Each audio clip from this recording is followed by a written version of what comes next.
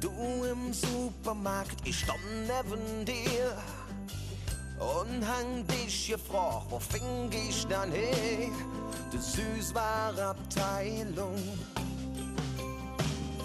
Da drehst du dich nur ne Augenblick, dein Schicksal mit Bumm. Es geht kein zurück, nix ist mehr so wie es war.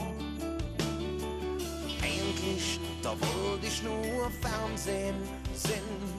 Und jetzt stehst du hier neben mir. Ich muss ja nicht das Engelloch im Koffer. Nee, das war mir bis jetzt noch nicht klar.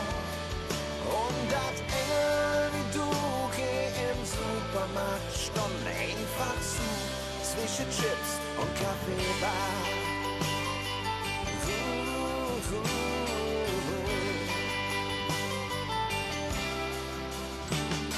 Ich weiß noch genau, du hast jetzt verzahlt, doch ich hörte nicht hin. Ich war fasziniert, dann nur dich angesehen. Und dann an der Kasse hatte ich noch gedacht, will ich mir das in, hast du wirklich gelacht? Dann steht dir so gut, wer bist du? Du bist ganz bestimmt von einem anderen stehen. Und jetzt stand ich neben dir. Ich muss ja nicht das Engelloch im Koffer. Nee, das war mir bis jetzt noch nicht klar. Und das Engel wie du geh im Supermarkt stand einfach so zwischen Chips und Kaffeebar.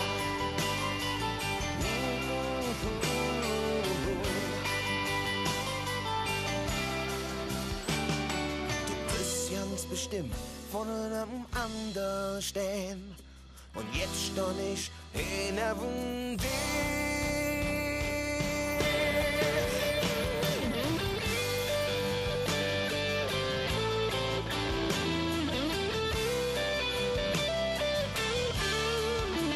Ich muss ja nicht das Engelloch im Koffer. Nee, das war mir bis jetzt noch nicht klar. Und das Engel wie du geh im Supermarkt stand einfach so zwischen Chips und Kaffeebar. Einfach so zwischen Chips und Kaffeebar.